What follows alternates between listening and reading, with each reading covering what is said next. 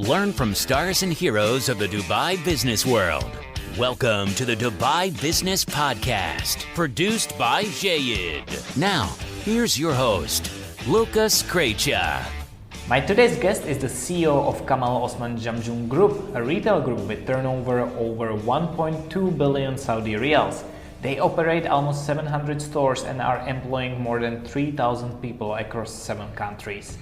Hisham Al Amoudi has been in the company for almost 30 years, when he started as a store manager. Today we will speak about how his company reacted to the corona crisis. Let me read you what he wrote about it on LinkedIn in May. It's been 2 months since our stores were shut and our sales declined by 90%.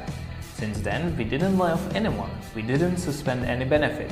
This month, we're paying our frontliners 100% and office team 75%. High earners are supporting the least ones, so CEO receives 0 salary and executive team 50%. Cash is important, but no more important than the people who generate sales profit and cash. Since you are here, we want to help our listeners because we value the time you're spending with us. That's why we offer each episode 2 digital marketing audits for free. Yes, absolutely for free. If you need an independent opinion on your Facebook or Google campaigns, we are here for you. Just send us a message via our website jayid.co, that's jayid.co, and we will get in touch right away. Here is my conversation with Hisham Al Amoudi, where we speak about how COVID-19 affected their organization. COVID-19 actually didn't hit us in March. It came to our kind of awareness back in December, January, because I think unlike many franchise organized retailers, we do have private label brands. So by default, we work with a lot of Chinese manufacturers. So we came to know a little bit, in advance about it. So, and when it hit our market more tangibly, stores closures started, we were kind of expecting it and prepared for it, more or less. So mid-March, I think, when we closed most of our stores, we do have stores across GCC and Morocco, and we had to react to the situation. And because we were slightly more prepared, we were kind of prepared in terms of what we do with our staffing. We had a thorough checklist on closures. So, for example, how to handle cash, how to handle the staff, the store operations, leases, landlords, all kinds of operational stuff. And from there, we had prepared a cash flow position for 6 months and 12 months and 18 months onwards. And after that, we had to take it day by day, and it was rapidly changing. And we were responding to the situation day by day. And unlike many, we didn't rush to making big mega decisions. We were taking it sort of step by step. The approach was month on month, respond to new realities and be responsive to market changes and government's guidelines, because we didn't want to shock the system. We didn't want to run ahead of ourselves. So yeah, that was our approach, and that's what happened in March and onwards. Okay, it's great to hear that someone actually took maybe some good thoughts on the decisions, because many companies, I believe, reacted in, let's say, panic, and directly in March they start letting people go and change the direction several times within few days. What led you to actually take your time and consider all the steps? Why did you choose this approach? Well, I think it all stems from our mission statement. We're a family business that is very close to its people, and our mission statement suggests that the reason why we exist is because we want to improve the quality of the lives of the people. We want to create a very successful business, a profitable business, and then the profit we generate gets divided into the entire community, starting from our shareholders.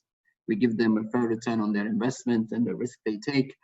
But also over and beyond that, we make sure that we pay our people fairly, we look after them, we allow them to work in an environment that is highly ethical and fair, and they also enjoy the work. And the way we contribute to the economies from which we trade at large is to create jobs. And that's, I think, in my opinion, the mission of every organization in the world is to create jobs. And the last thing you want to do is to lay off people and worsen the situation, because our governments in GCC, I mean, we are a Saudi company, we are a GCC company, and we're very proud of that. And we don't want to contribute to worsening the situation. So it all stems from our ethics and values and mission. And therefore, we also, on the other side, a very conservative company. We have a very conservative balance sheet. So we have enough liquidity to kind of weather the storm and take our steps, which allows us to really protect the business and protect the jobs. And the banks are very supportive. Our suppliers around the world, we work with everybody around the world, from China to Italy to France, and they've been very supportive. We supported them and they supported us. So we were able to put the pieces together, the cash flow, the balance sheet, and the protection of people, and the existence of the business itself. So that whole thing allowed us to be careful and deliberate in the way we manage the crisis. Are you looking for learning something new while working from home?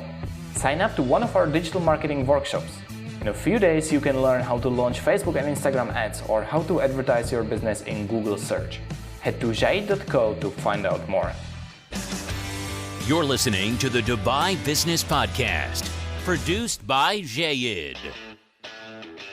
Okay, great. You're mentioning that people several times, and obviously people question was a big part of the whole crisis. You mentioned before that you actually didn't let anyone go just because of the crisis, and you were trying to keep the full salaries of most of your employees, if I'm not mistaken. How did this strategy affected your business, or why did you decide to do this despite of the negative situation? Yeah, as I said, our mission is to protect the people and improve their quality of life. So the first priority was two things. One is cash flow. So we want to protect the business itself and make sure every decision we make contribute to the sustainability of the business itself. And if we can really survive and protect the business, we can then protect the people. So for me, I think, shareholders and business, the company on one side and the people on the other side are, two sides of the same coin. And for that reason, and because of, we were fortunate to have a very good balance sheet and reasonable liquidity in the business, we were able to protect the job. And there's a lot of unknown in this crisis, a highly unpredictable environment where you can't make a decision now and then you maybe regret it tomorrow. And you can't let go of your good people who actually help you build the business. So the last decision you want to make is to, you got to make sure you because we're in this crisis, and then the only way to navigate out of it and to pivot our way is to use our people and their talents and experience. We can't do it on our own. So what I posted, I said our good people are protected because they are the people who are going to get us out of this. And this was the main reason why we keep them. And obviously, profoundly, it's not a good practice to actually let people go when you actually don't know what's going to happen. You do your best step by step.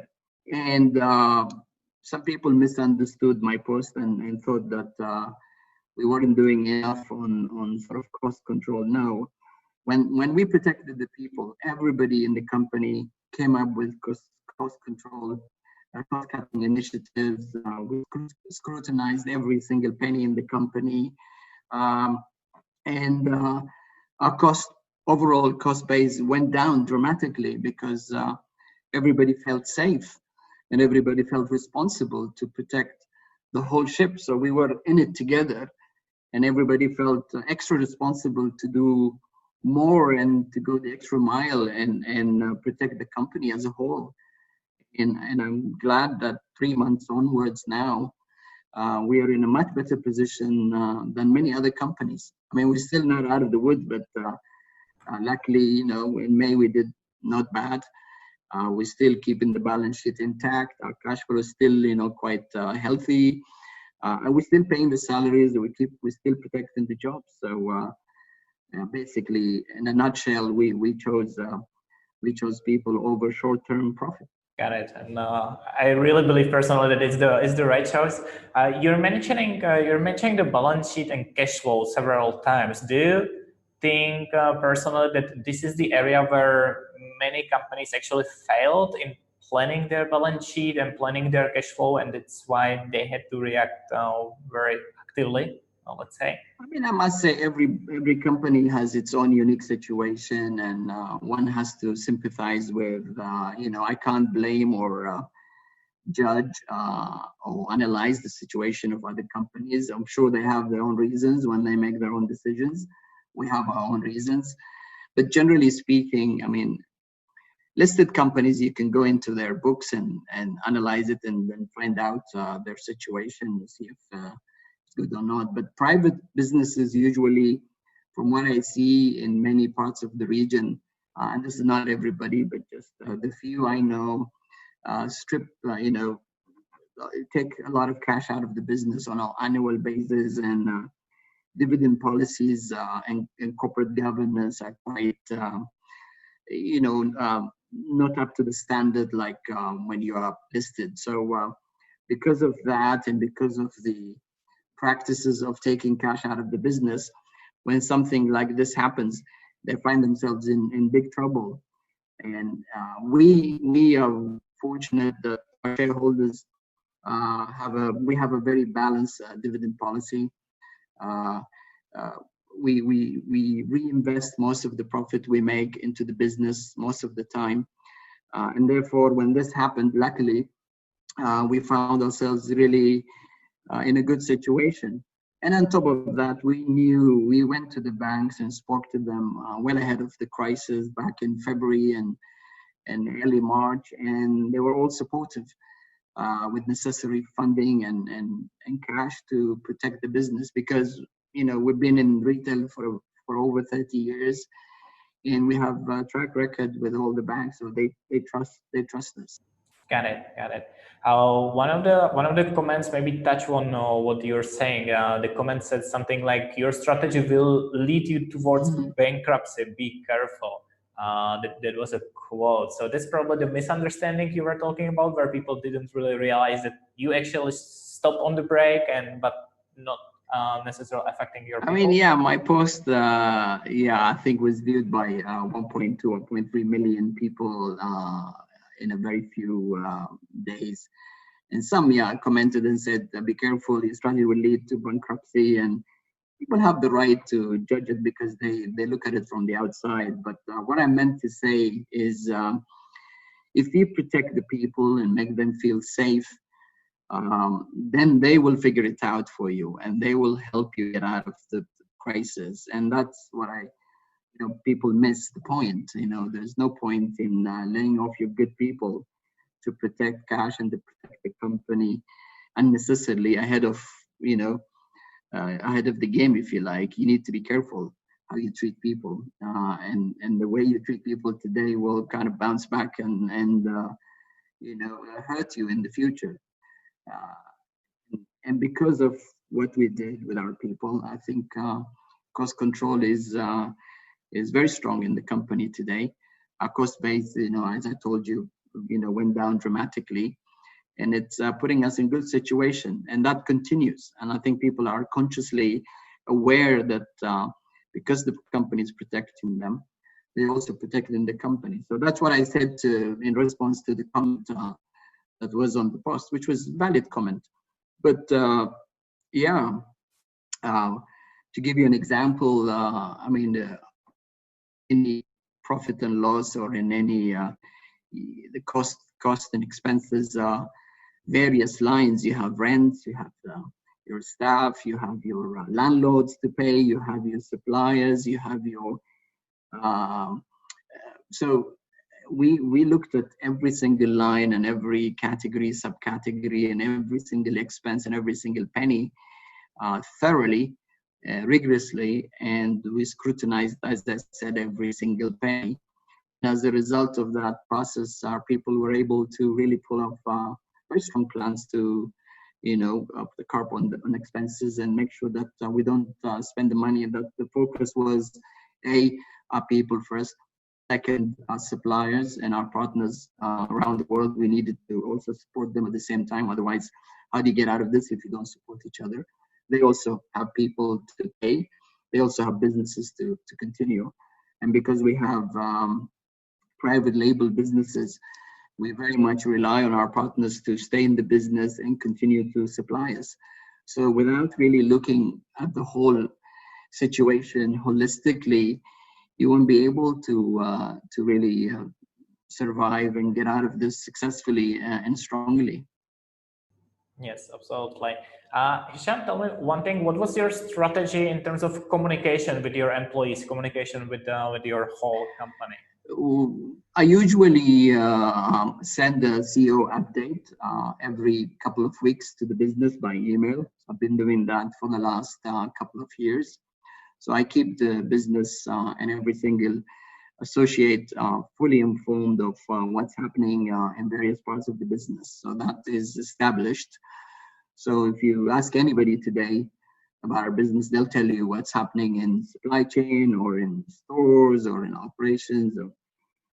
When COVID-19 hit and we went to work from home, it occurred to me that with this technology, Zoom and Microsoft Teams, and things, as it turns out, became really quite smooth, and I liked it. We actually used Zoom, been using Zoom for 2 years now, but it occurred to me that maybe we shift from email to Zoom. So I immediately shifted. My team and I worked on Zoom updates, if you like. And I started to update the business every 10 days over our recovery plans and our activities, and even issues very sensitive that many people would not dare to talk about live on the screen, like salaries, for example. I was talking about it and explained to people that instead of laying off a group of people for the rest to enjoy 100% payment, we all sacrifice, we all share the pain because we're in it together. And I got, I think, a very high approval rate for that. And we as a team, as a board, we were complimented for doing so. And our board is, for example, had a cut of 50% of their salaries out of their own will. I didn't receive my salary last month and so forth. So all these things being shared through Zoom or weekly and every 10 days update, even during E10, our chairman and founder and me, went out and on Zoom and greeted everyone. We had an Eid greeting session with every single member in the team. And so we kept the connection, we kept the communication flowing, and maybe sometime over-informing people. But it was important that we keep them informed and keep them motivated. I believe this is a great example for other companies and especially big groups like yours, let's say, how to communicate with their people, because that's definitely not how 100% of companies do that. Let's maybe shift on the point of view on the customers. You have both retail and e-commerce brands, if I'm right. Did you manage to shift the customers from offline to online, or were you trying to do so? Oh, very good question. We were lucky also in the sense that we've started our digital transformation about 2 or 2.5 years ago. And that meant that we had to upgrade our legacy system. So we operate on Oracle ERP. which have been in the business for a number of years. So we upgraded Oracle, and then we invested in Magento, the online sort of the e-commerce platform. Then we invested in other business applications to create an ecosystem that was robust enough to help us launch e-com sites. And following that, we started to invest in CRM solutions. And most importantly, we invested in the team. So we upskilled, we've hired expertise, we've hired people who are quite digitally savvy and have e-com experience and CRM experience. And by the time we were almost 80% through this whole thing, COVID-19 hit. But by the time it hit, our websites were up and running and making sales, and then online exploded like every other company. We know what happened, and we benefited from it. We were there when people shifted to online. We were there to serve them. So it was good in that sense. But we're not yet, over. I mean, we keep enhancing our systems. Last mile is quite challenging in the region. So we're investing in last mile. We're investing in CRM. We also had to repurpose some of our retail team members to go and work like customer service agents online. We've just launched live chat to serve our customers 24/7. So we were lucky in that sense. And the key thing in all of this is that our good people are behind all of that. So without people, you can't do this. Great, amazing example again of the digital transformation. Actually, as you said, you were lucky to be on time or started with it way earlier. One question regarding the customers, actually, of course, everyone kind of had to start shopping online, but did you do yourself proactively, or did your company do something proactively to support this trend of moving people to your online channels? You mean the shift to online? Yes. I think, to be honest, market forces, took over. I think people, when stores were closed down, people had no option but to go online and buy online. So the big boys have benefited from this immensely. But we also have a very strong customer base. We serve millions of customers every year, and we were there. So, and then our brands did a fantastic job. So because we've had a good team in place with the right experience, we've deployed a lot of marketing, digital marketing, invested in digital media as well. Some of the business applications we implemented allowed us to actually apply even artificial intelligence into some of the marketing we do. So we diversified our sales channels. We also went to other new channels, allowed our brands and products to be available to customers elsewhere. So so between online sales channels and our own stores, because we've had partial reopenings of the stores over the last month or so, we were able to serve millions of customers across various touch points. And that actually helped our brands to stay connected and stay relevant and stay in the business. Do you think this trend will somehow continue even once, let's say, this crisis is over, or once retail is fully reopened? Do you think like this trend will continue and it will actually speed up the digital transformation even for your company? Oh yeah, for sure. I mean, I told you we've started over 2 years ago, and with the intention to grow the e-com channels, sales and I think it's here to stay. I think the shift that has happened in consumer behavior and purchasing habits is gonna be, profoundly, will last, I think, forever. It has a lasting impact on the entire thing. Within my families, there were people who used online for the first time, shopping online for the first time, and they're enjoying it.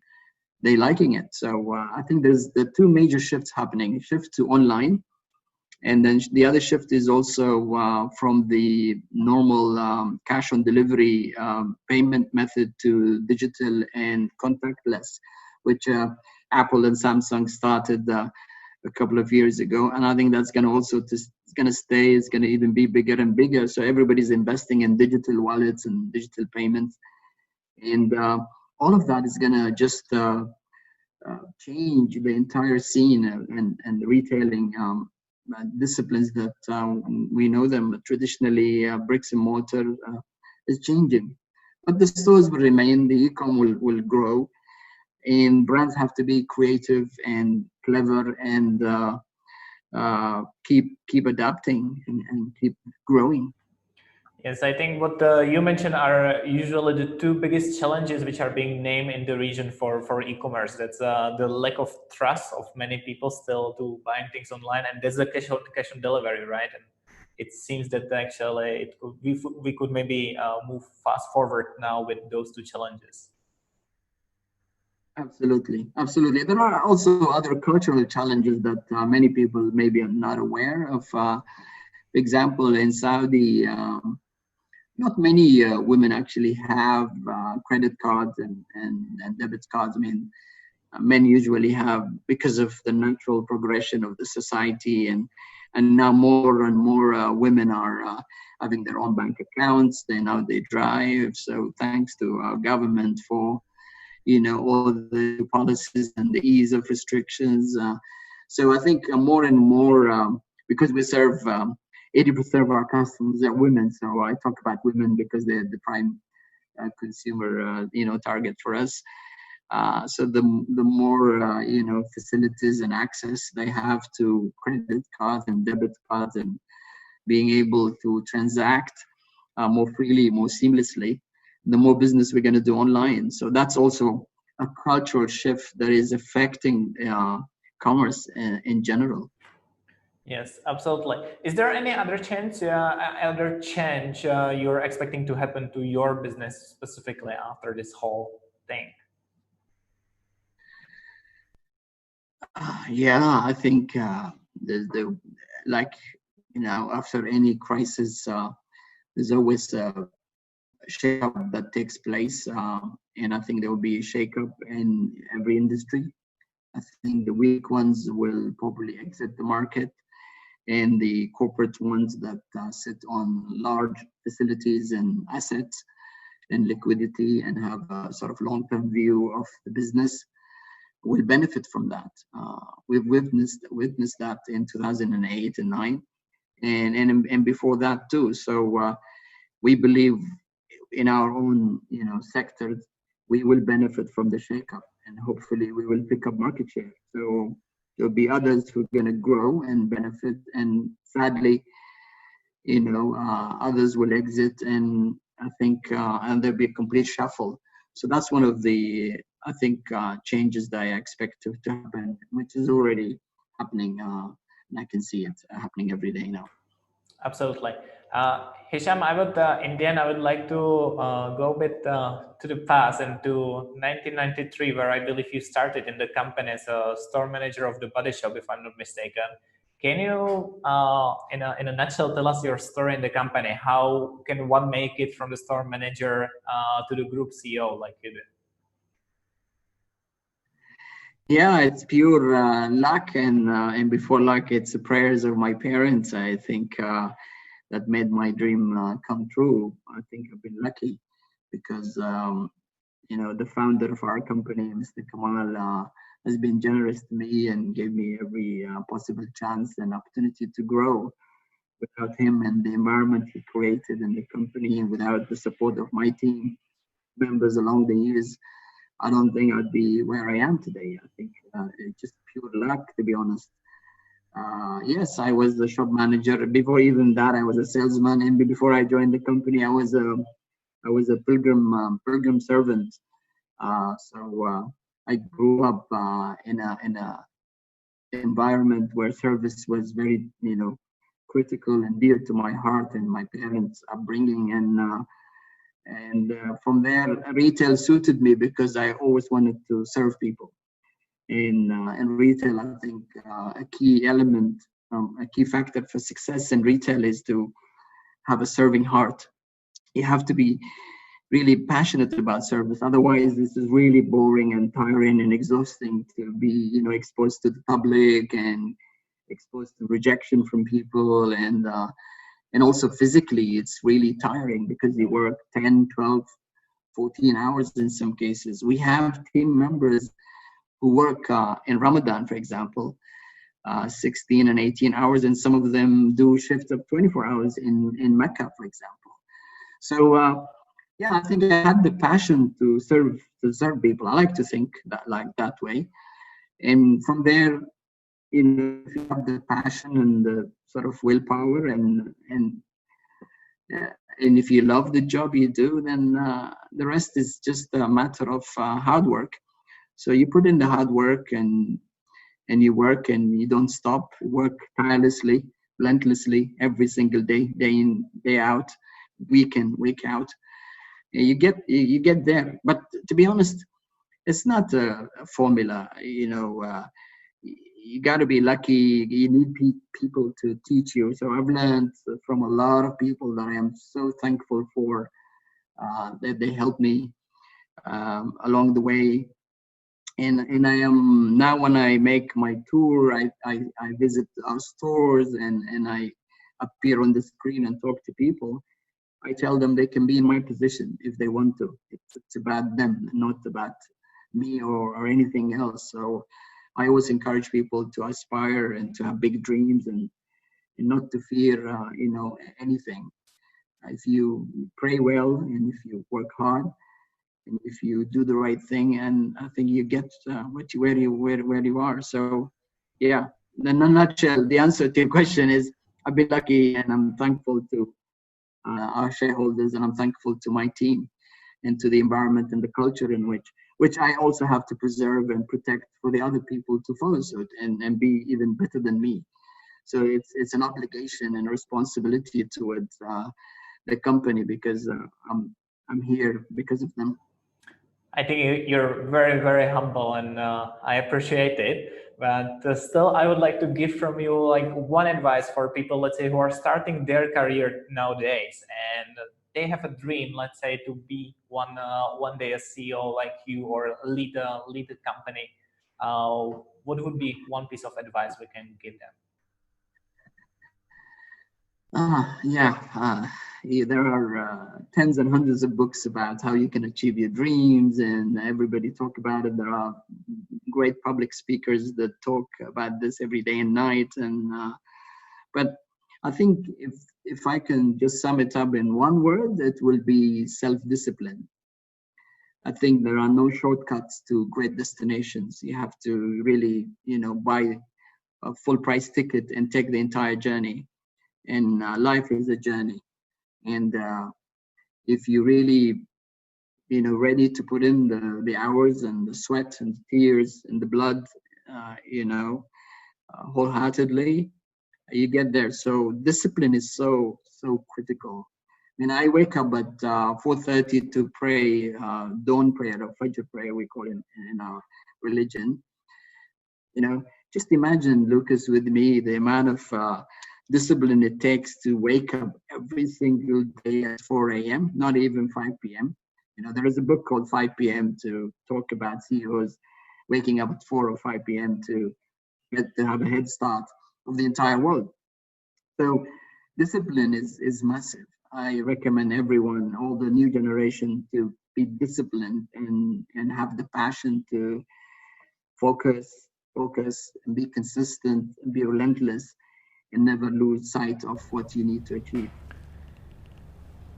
Here you go. Focus, work hard, be disciplined, and never lose a sight of what you want to achieve.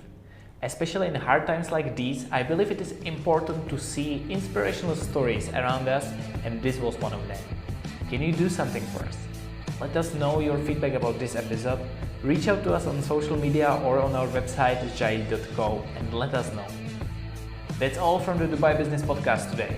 On behalf of our producer Arshak Ismail, thank you for listening, and we'll talk to you very soon. This was the Dubai Business Podcast, produced by Jayed. Follow us on your favorite podcast platform and on social media at jayid.co/podcast. That's JAYID.co/podcast.